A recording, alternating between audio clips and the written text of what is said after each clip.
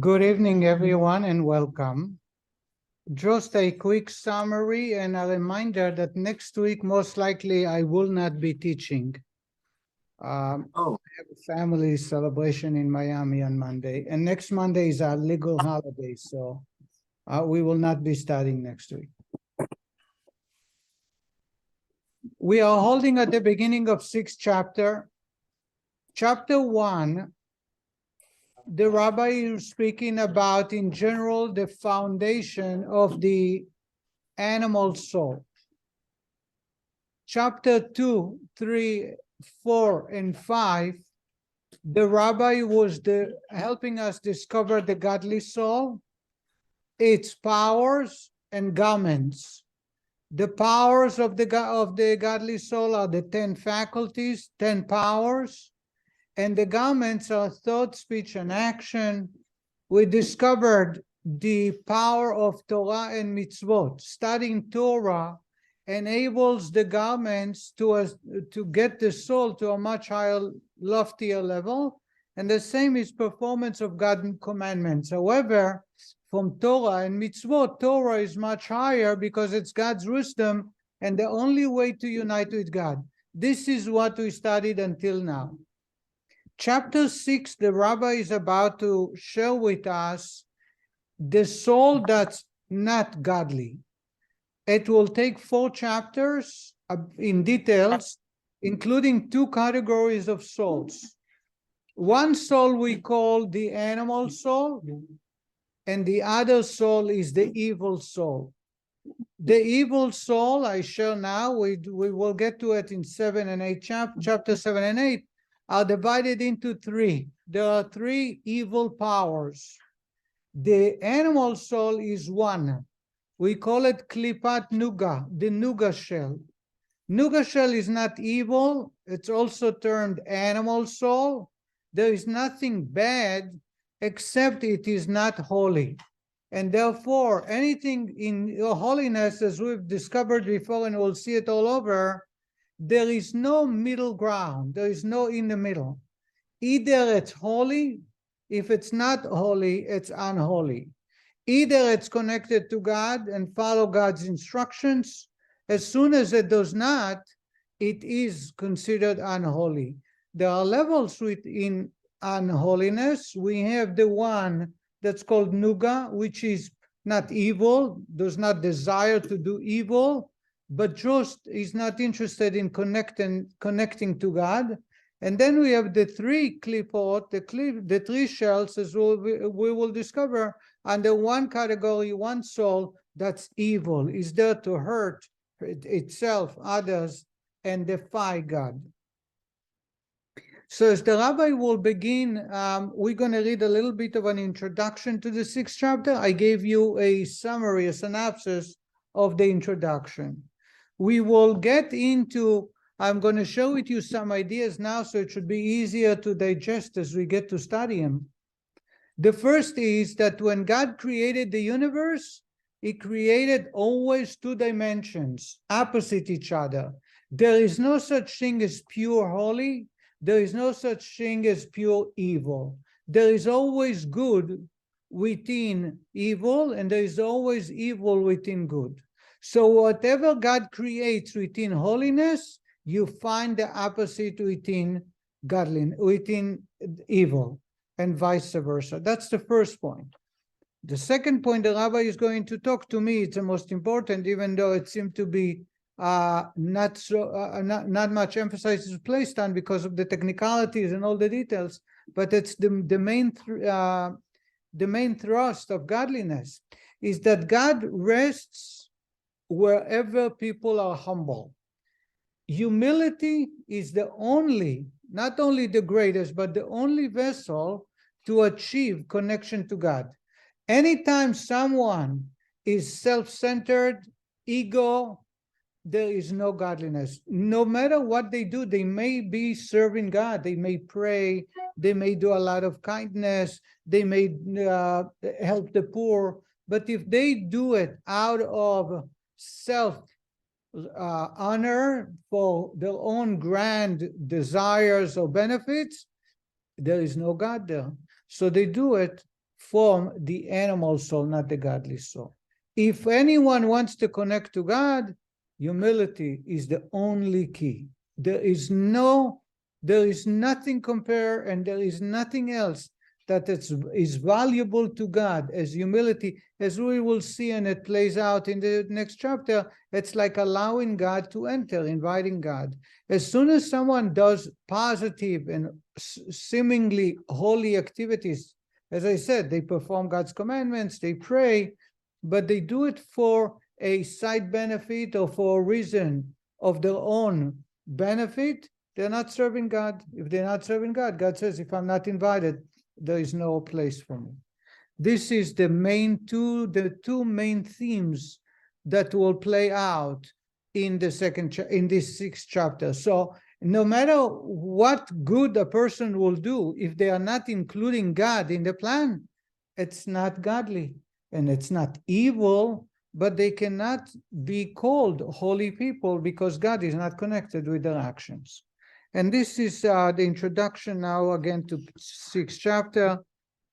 In the previous chapters, the Alter Rebbe discussed the divine soul, its 10 faculties, 3 intellectuals and 7 emotional, and its 3 garments by which it expresses itself, namely the thought, speech, and action of Torah and mitzvot.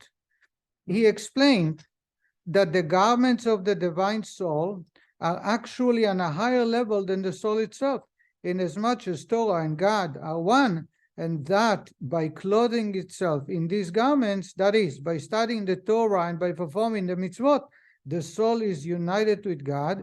This is particularly true of Torah study, in which the soul both embraces and is embraced by the godliness contained in Torah.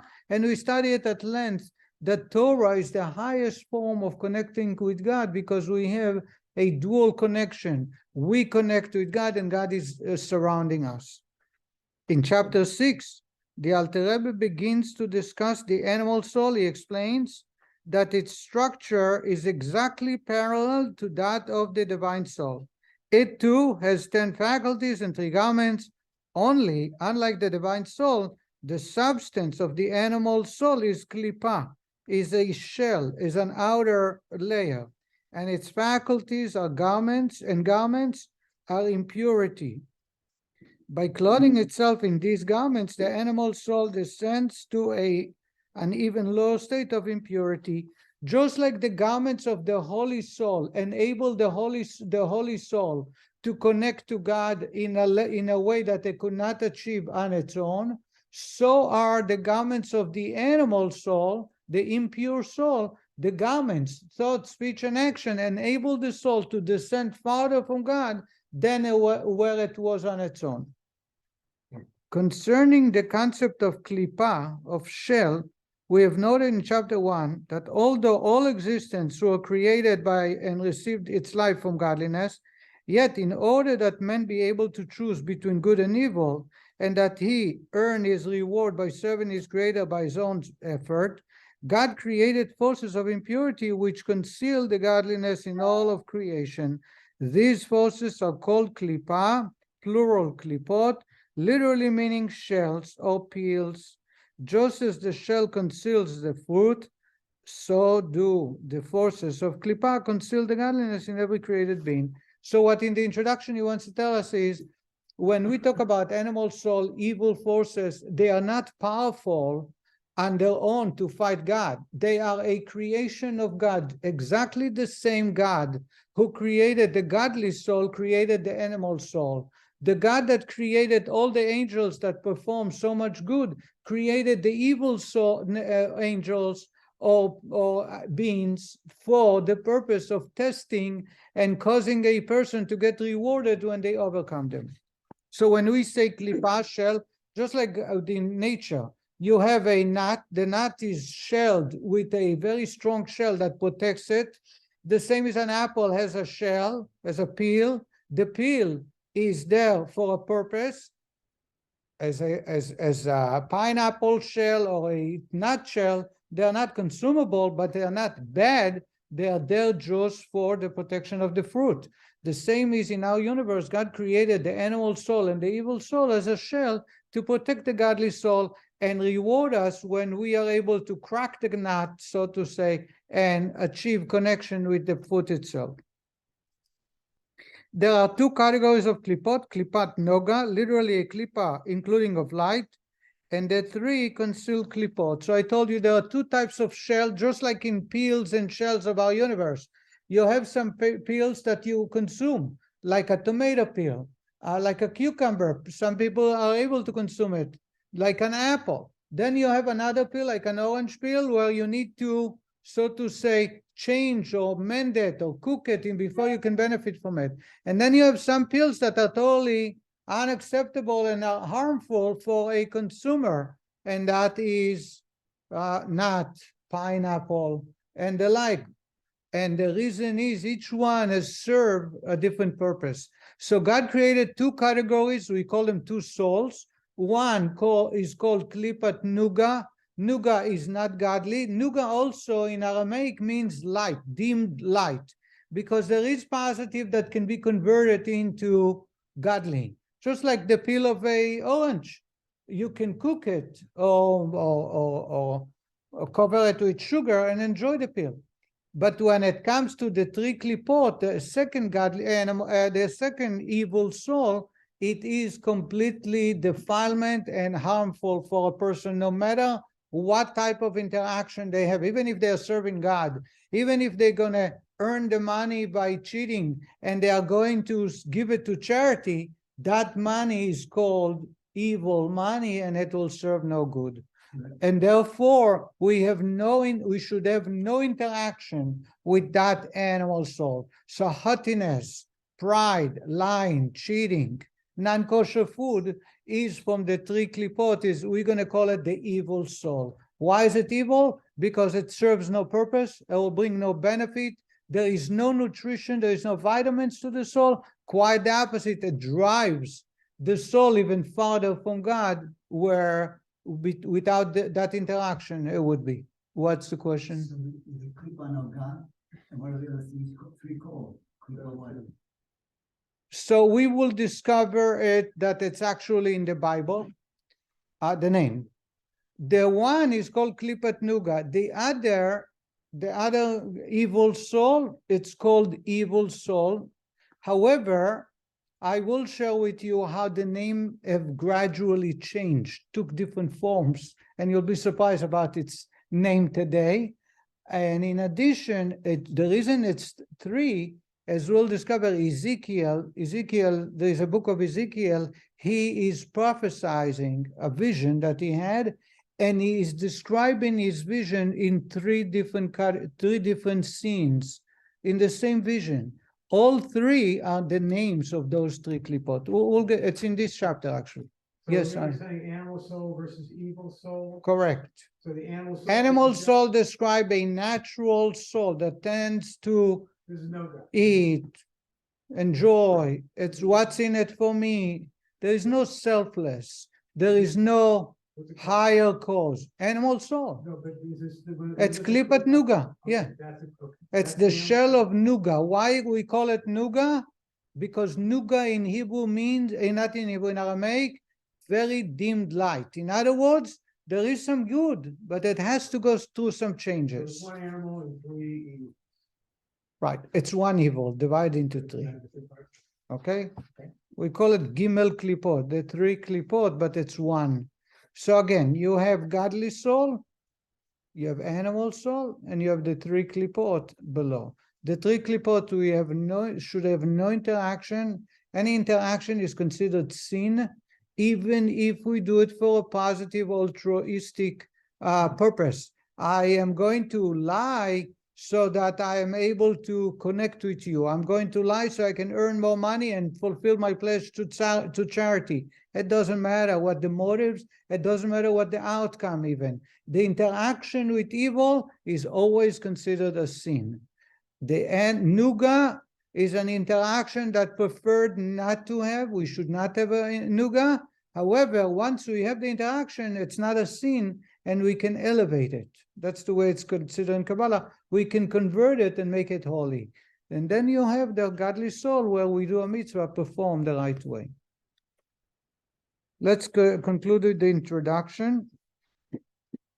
There are two categories in klipot. Lipatnuga, literally a klipa included of light, and the 3 unclean klipot.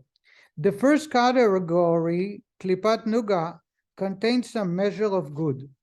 It is thus an intermediary level between the realms of good and evil, and whatever receives its vitality via the concealing screen of this klipa may be utilized for either good or evil. In other words, when we interact with Nuga, it can go both ways. It can become a sin, it can become defiled if we do nothing to it, or we can elevate it. It will not stay there. It cannot stay there because you have either holy or unholy.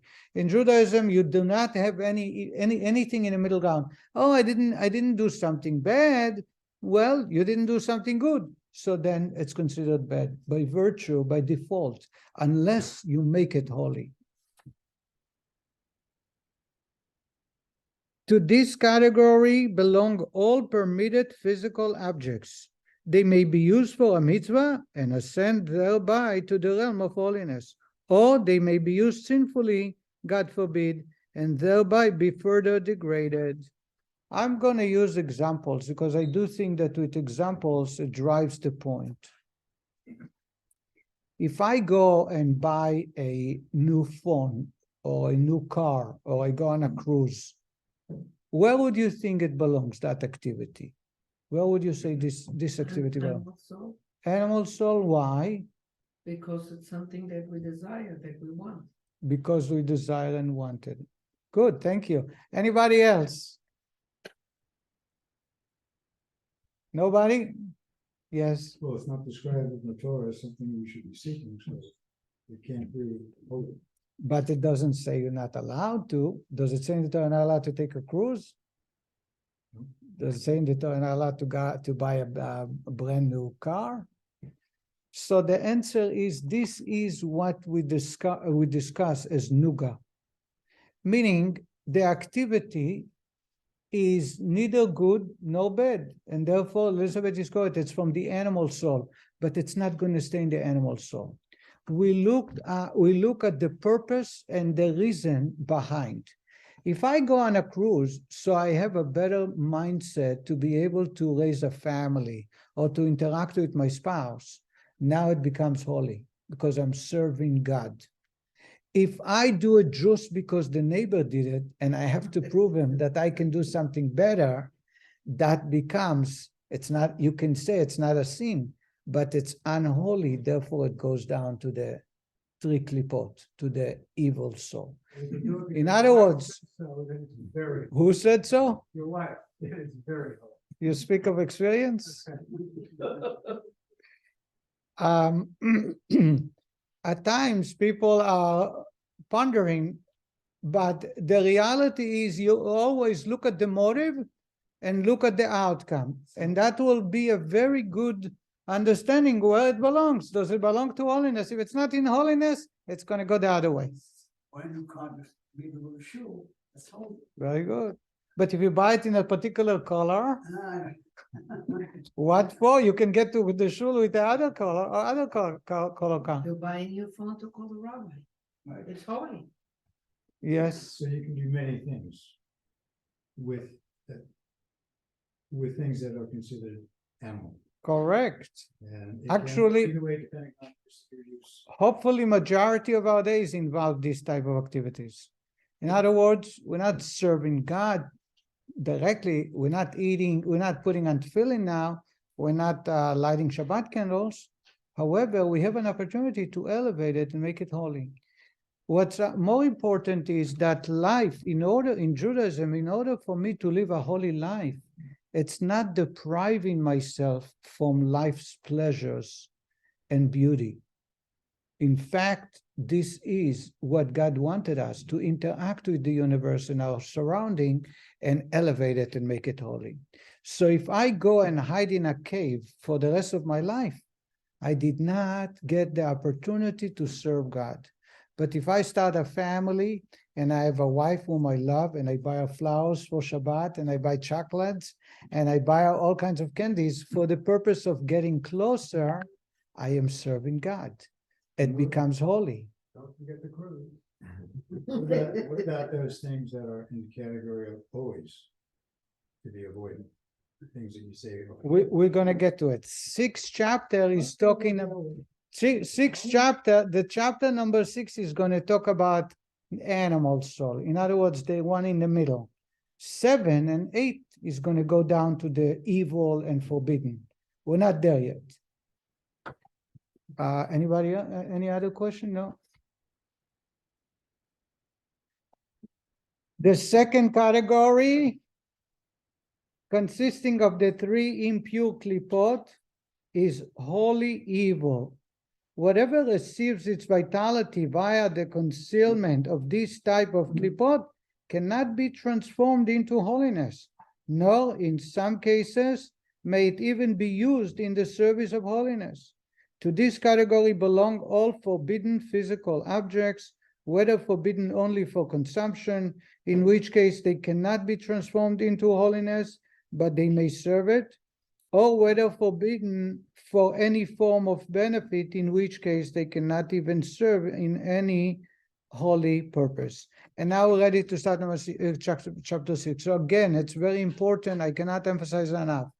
We have 2 categories of unholiness. We have one called animal soul, and that involves all activities that we do seemingly without committing a sin. Then we have the 3rd category of activities that involve disregarding or disrespecting God, any sin. These are the type of activities that there is no positive, no good outcome whatsoever.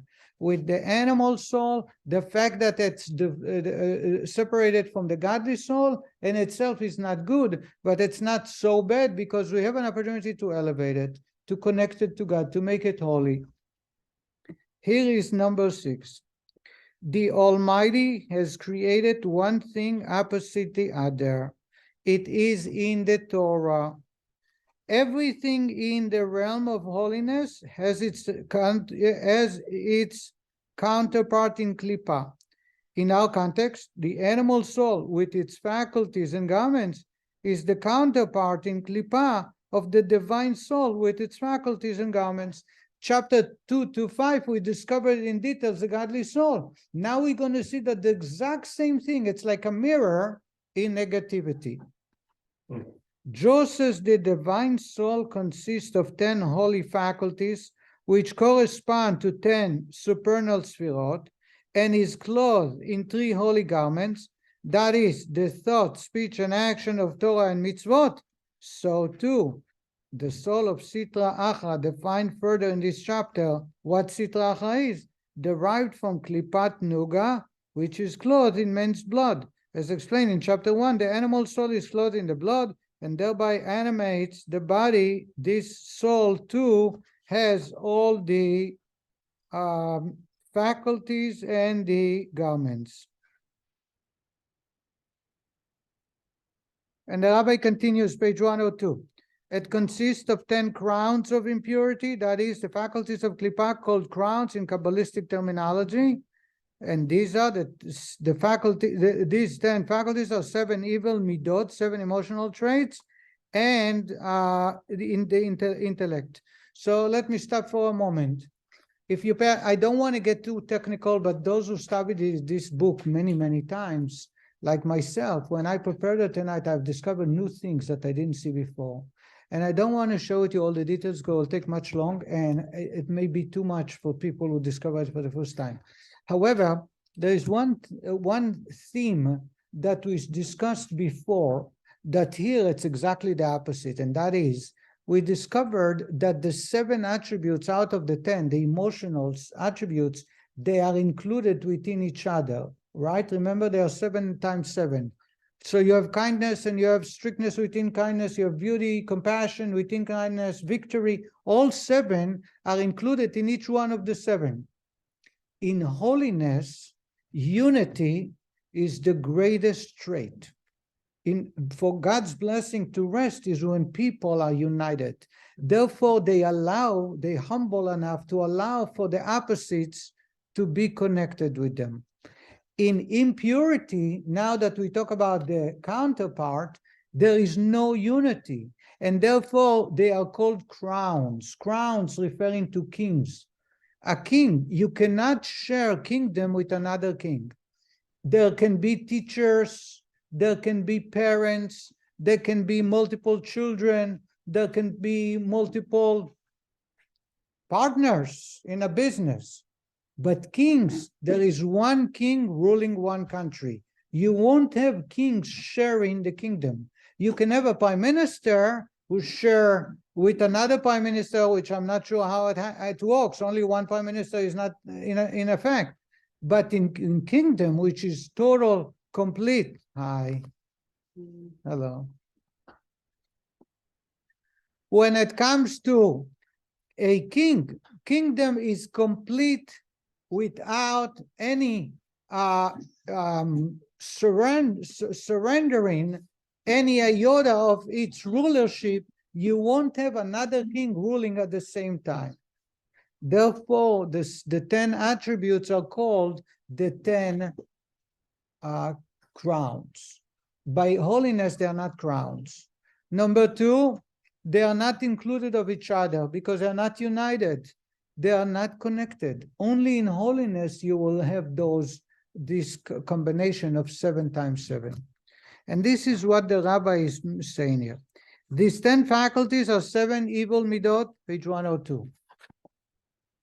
7 emotional traits, that is lust, the equivalent of klipa, of the midah of chesed, kindness, anger, which expresses the midah of gevura, severity, boastfulness, the equivalent of tiferet, beauty, and so forth.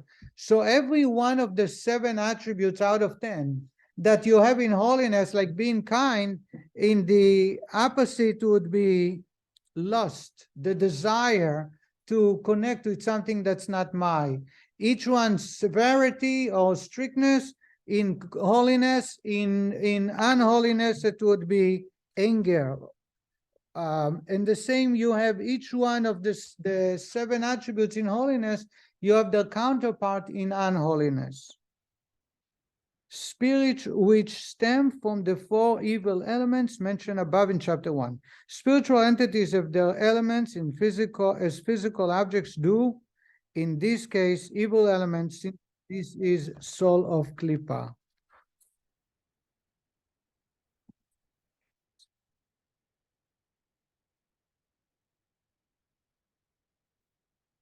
And the intellect, sechel, which gives birth to these 7 evil midot, which is subdivided into 3, these are chokhmah, bina, and dat, the source of the midot. What the Rabbi is telling us, just like you have in holiness, you have the same in unholiness. The intellectual faculties are described as the source of the evil midot. For the midot, the emotions, are commensurate with the quality of one's intellect. A child, and the Rabbi continues, a child desires and loves, that is, expresses his midah of chesed towards petty things of little value, for his intellect is too immature and deficient to appreciate more valuable things. Similarly, with regards to the midah of gevura, he is angered and vexed by trivial things. And likewise, with regards to boastfulness, which expresses the midah of tiferet and other midot. What the Rabbi is saying is, we spoke at length about the 10 attributes. Out of the 10, 3 are intellect and 7 are emotional. Just like in holiness, the same works in the opposite. You have 7 evil emotions and 3 intellectual emotions, with one exception. In the holiness, as we study it in chapter 3, the father and mother of the emotions is the mindset. We used many examples that if the doctor tells you sugar or chocolate is not healthy for you, your emotions, your heart desires, but a real king, a ruler of their life should be able to obey the mindset. The mindset is not healthy. You will regret it later. Don't do it. So the mind is the one who controls the heart. When it comes to unholiness, the mind does not create evil emotions. Those evil emotions are there by nature. The mind is only confines them or allows them to be implemented. In other words, the mind is subservient to the emotions. Just like animals, the cat is very intellectual, but the cat does not use intellect to learn how to better and to improve the universe. The cat is using its intellect to learn how to catch the mouse, to set traps, where to wait, and how to achieve that. In the holiness, the intellect is controlling the emotions, where in the evil, the emotions control the intellect. So when I see somebody, my children, myself, when I behave, and there is a debate whether I did the right thing or not, I go back to the source and I say, what motivated me? Where did it come from? Did I contemplate it before? And I realized it's the right thing, and only then I develop the love or hate or whatever emotion is involved, or I justified my understanding or my explanations, or to justify it only after the emotion was created. If that's the case, then it does not come from holiness, it comes from the opposite.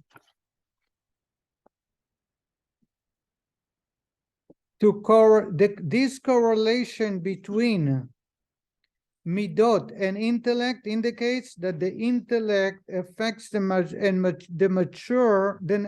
nature and expression of midot.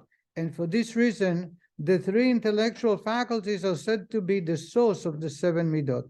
Now, these 10 unclean categories, when a person thinks, the thoughts originating from them, that is, when he thinks of ways of obtaining something he desires, or speaks words originating from them, or does an act which serves to or expresses them, then the thought in his brain, the words in his mouth, and the power of action in his hands and other organs are called impure garments for these 10 unclean categories.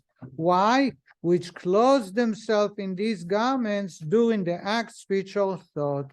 The Rabbi is saying that when you use the evil soul to desire, to plan, how to hurt, how to steal, how to disrespect, how to separate yourself, whatever it is that is inappropriate, and you use every part of the garments, thinking about it, speaking about it, and acting upon it, then those garments lower the godly soul to a place where it wasn't there before, and even the animal soul goes down. Because the garments, as we discovered, are more powerful than the soul itself. Just like in holiness, the opposite is in unholiness. But what sort of thoughts, words, and actions are the garments of the animal soul? Earlier in chapter 4, we learned that the divine soul has specific thoughts, etc., in which it clothes itself, namely thought, speech, and action, in matters of Torah and mitzvot. Are we then understand that the animal soul too has specific garments, sinful thoughts, words, and actions perhaps? And not so. States the Alter Rebbe presently, all thoughts, words, and acts that are not directed towards God and the service of God, even though they are not actually sinful, are garments of the klipot and hands of the animal soul. And the Rabbi, in his words, is going to explain that in details. What the Rabbi is saying is you do not have a middle ground.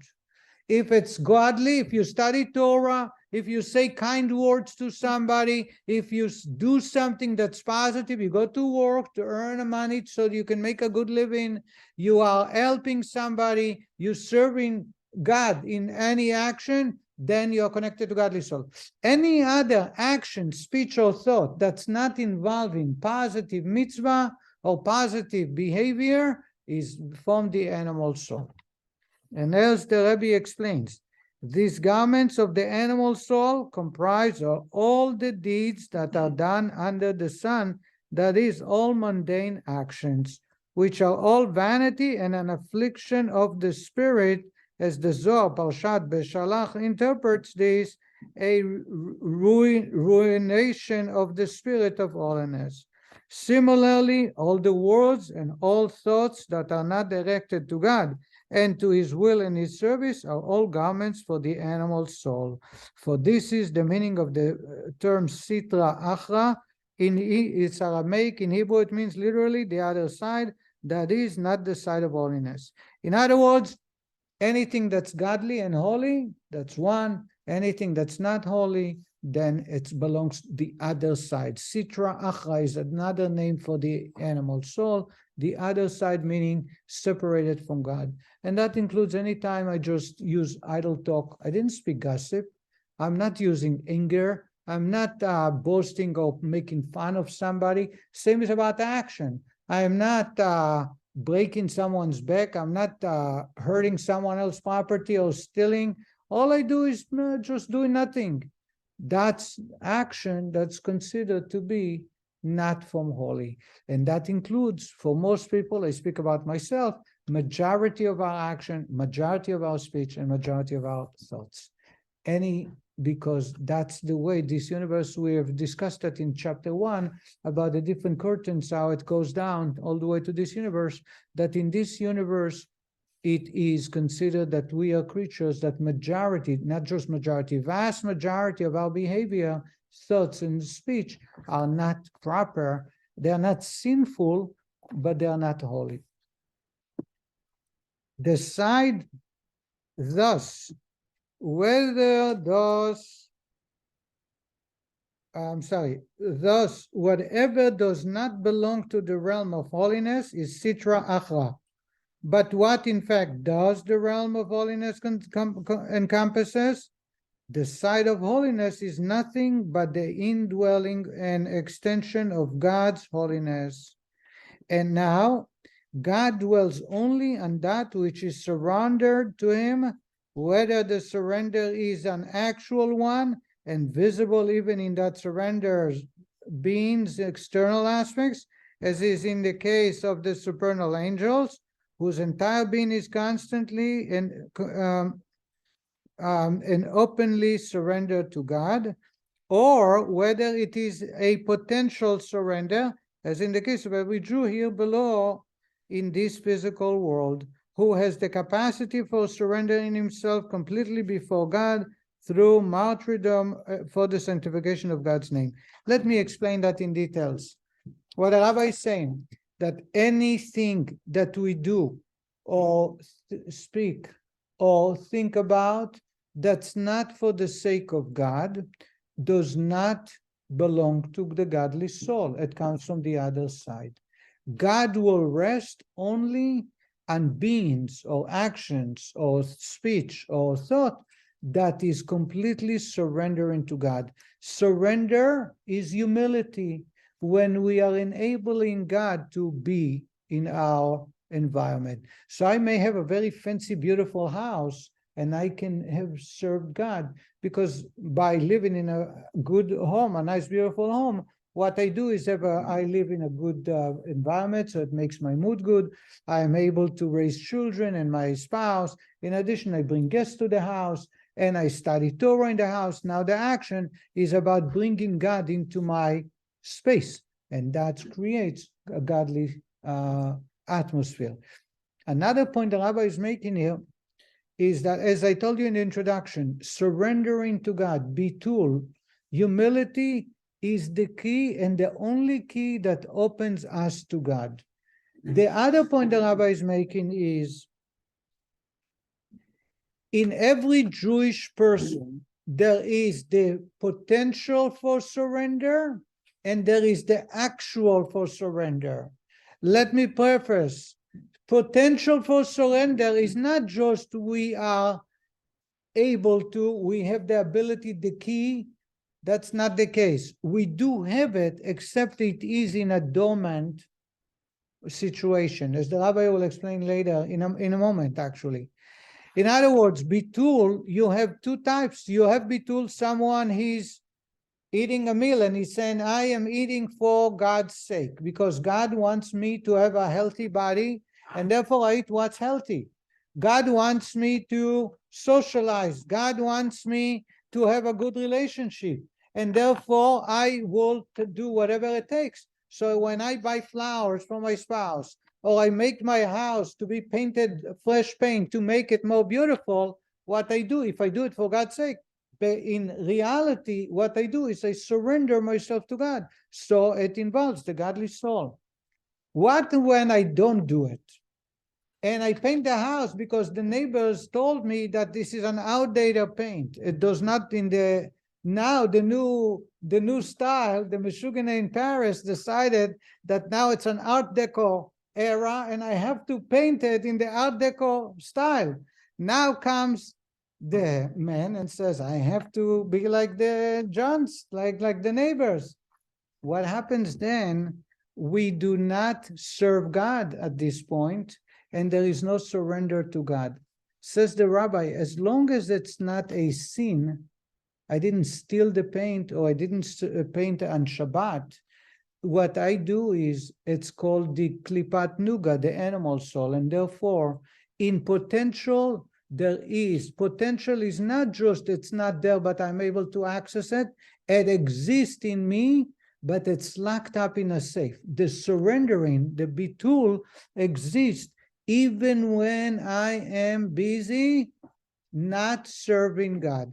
When someone is involved with sin, it's a different category that we will discuss in chapter number 7. They have pushed away God. But when we did not push away God, but we're not serving God, the potential is there. It's there in a safe. Why is it so important? For two reasons. Number one, we can access it immediately. I can change the act or the speech to make it holy in a matter of a split second. Number two, that explains why the Torah tells us that when you have 10 Jews in a room, even if they don't study Torah, God rests upon them. Anybody heard that phrase? Kol be'asara shchinta sharyan. You never heard that? Whenever you have 10 Jews in a room, they play soccer, they play sheshbesh, they play, Eidah. Anytime you have 10 Jews together, God rests there. Even if they don't pray or study. They play mahjong, they play bingo. It doesn't matter. Because when you have 10, 10 is a complete number, as we discovered in chapter 1. That's the 10 faculties. Therefore, because they have that potential within them, when it's 10 potentials, it makes it very powerful that God will appear. So when you have, by the way, and it's done among people who follow Jewish tradition, Hasidim, non-Hasidim, when you have 10 Jews together and someone needs healing, you say, let's say a blessing for a certain person's health. And everybody says, Amen. They are much closer. God is closer just by the virtue of them being 10 people together. It doesn't have to be studying Torah or praying to God. How much more so if they study Torah? That's the power of a minyan, and vice versa. What if 10 people are involved in ways that is a sin? You can imagine the defilement and the offense it causes God, because God is revealed there more than if they were not together. And by the way, the punishment, those who have been to the Talmud class this morning, we didn't touch upon it, but some of it is there. There is a distinction between sin committed by a group versus individual. Because when group committing a sin, even though they did the same act, if they were not together but alone, the harshness of the offense against God is far less than if they're in a group. Because when they're in a group, you have the potential bitul. And as I told you at the outset, the only key to bring God to my space, the only key to make sure I am serving God is bitul, is nullification, is humility. And this type of behavior exists in reality when we actually invite God, and exists only in potential. Not that it's possible for me to have it, It exists, except I need to use it, utilize it, and it can be done very quick. Or when I'm around other Jews, 10 people together, 10 Jews together, then that potential alone is very powerful to connect with God. Says the Rabbi, as explained further in Tanya, every Jew has the capacity for such a sacrifice in the face of an attempt to coerce him to forsake Judaism. He will willingly suffer martyrdom. Thus, every Jew possesses internally within his soul the potential for surrender to God. Whatever his external state, this potential, however, may reveal itself only in the act of martyrdom, because he is surrendered to God. God's holiness rests upon him. So in other words, the potential is there with every human being, every soul of a Jewish person. That is why our sages have said, if even one individual sits and engages in Torah study, the divine presence rests upon him. Whenever you have one person study Torah, God comes and becomes your Shpizin, your guest of honor. He is here with you. Why? Because when you study Torah, you nullify yourself, you humble yourself, and therefore you're creating a space from God. By the way, the same thing happened if I humble myself and serve my spouse. If my wife asks me to do something, and I showed it to you many times, and you serve and you do the right thing, even though it's very painful and she has no right to ask for it, and she's wrong, blah, whatever it is, and I humble myself to do the right thing, by doing so, the act itself brings God into my life. That's why in Hebrew, how do you say man? Ish, thank you. How do you say wife? Isha. What's the difference between them? The Yud and the Hey. Ish is Aleph Yud Shin. You have a Yud in the middle. Isha is Aleph Shin Hey. Yud and Hey is God's name. So if you have Ish and Isha, husband and wife, who are united and together, you have God resting among them. What happens if you take God away from the picture? Ish. It becomes ash. What is ash? Fire. Fire consumes. There is no blessings. The blessing is when we learn to humble ourselves and make space for the other, regardless of who is right and how many times I do it, or I don't get the same. That has nothing to do with the reality of me creating a space from God, bringing God to my life.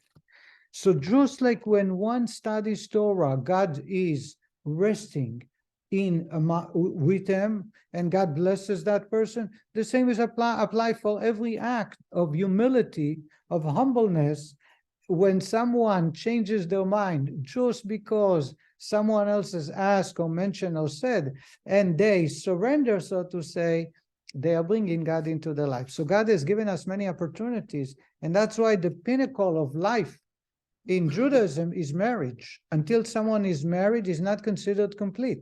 We have in the Torah that.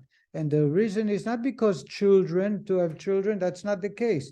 It is because the only way to serve God is when you surrender, when you humble yourself. And the humility in reality, every hour, every minute of the day, is when you're married and are willing to be there for the spouse. And a lot more can be said, but I hope you got the point.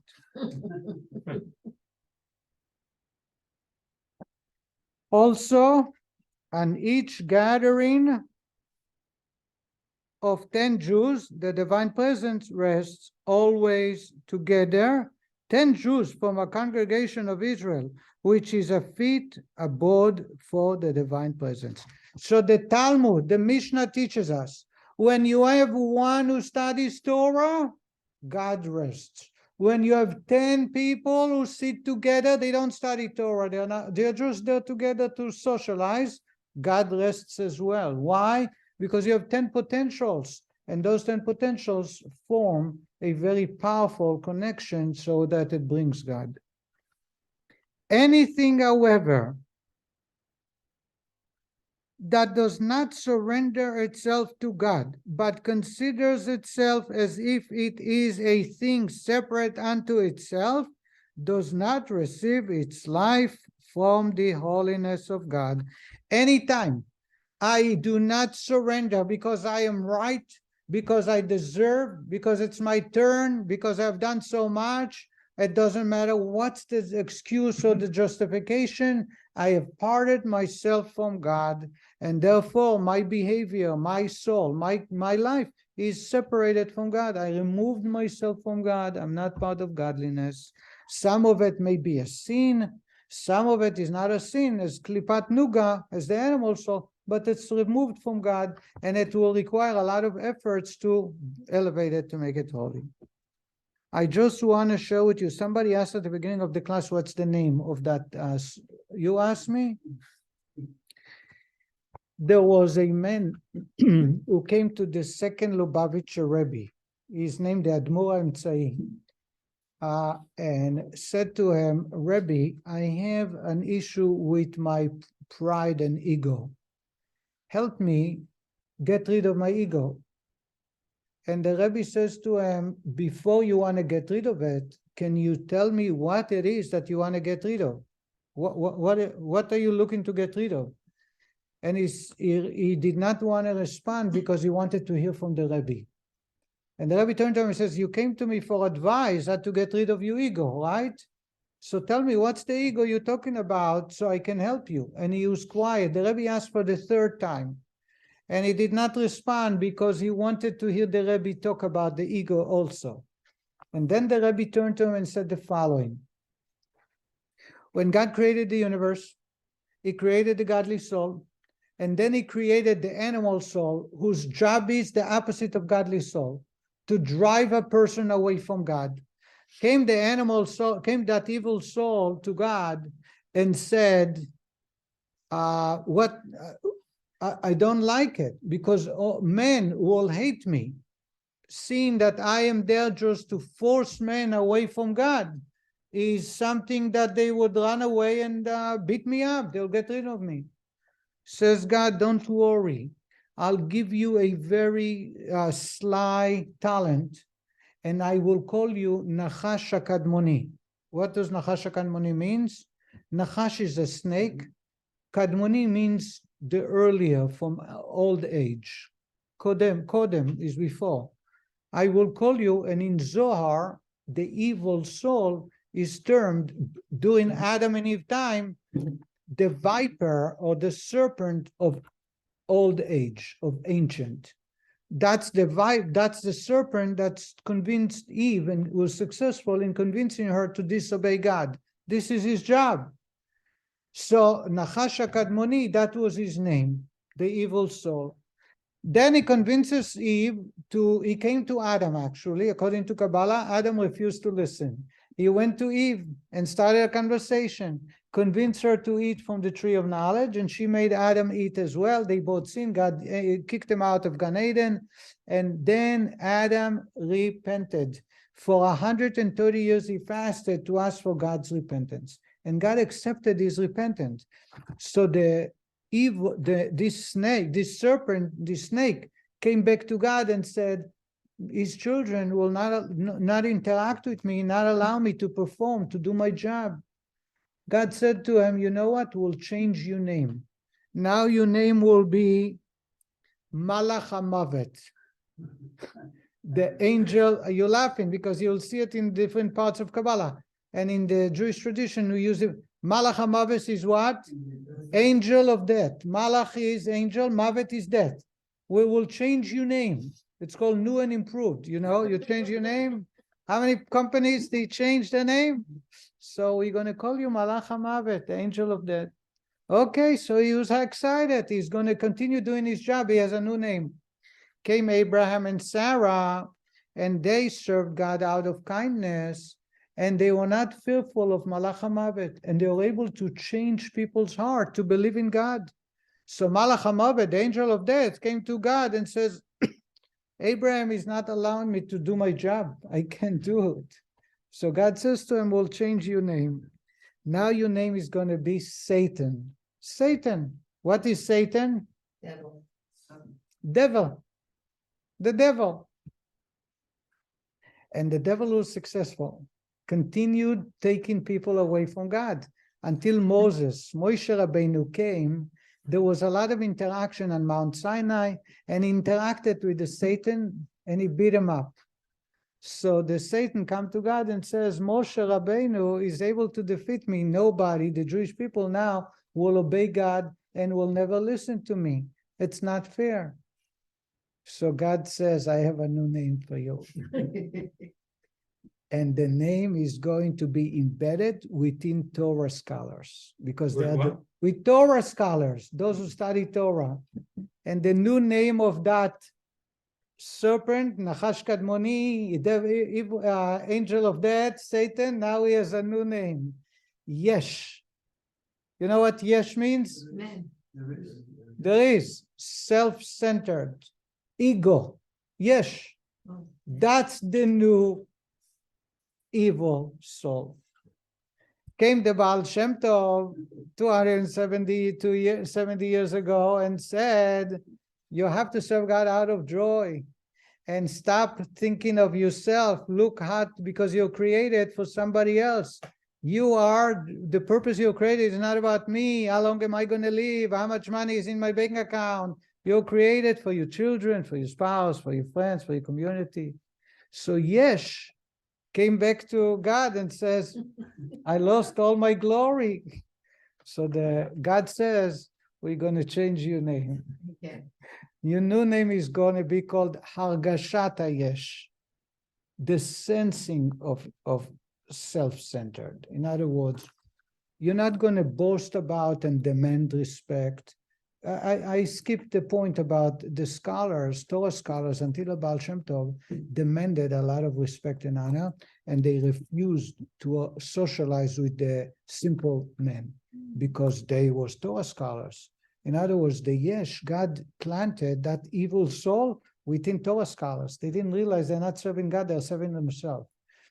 When the Baal Shem Tov came, the first thing he did was to break that barrier. And he turned to the masses and says, God's children are all equal. So someone who has a college degree does not deserve more respect and to be closer to their father or mother. They are all the same. And therefore realize that as children of God, if we help one another, we actually serving God.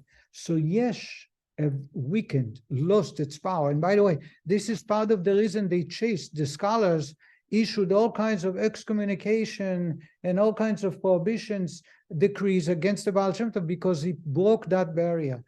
Now, the new evil soul's name is Argashat Yesh. Argashat Yesh means I sense myself without telling you or without expressing it in action that everybody can see, but I feel self-centered. I feel that I am somebody. I feel that I am greatest. If somebody ought to ask me, I would be able to solve the problem. I'm going to be there because I am here. It's going to be fine. So Argashat Yesh, the sense of self, is the evil soul. And the Rebbe says to him, if you wanted to know, before you know what to defeat, you ask, the Rebbe is responding to that chassid. What is that you're trying to fight? And the Rebbe says to him, this is Nachash Kadmoni, this is the early serpent, this is the evil, the angel of death, this is the Satan, this is the Yesh, this is Argashat Yesh. So if you want to stay away from that selfness and you want to be connected to God, make sure that that sense of Yesh is something you fight. So you don't need somebody else to tell you when it is. You don't need to connect with someone else.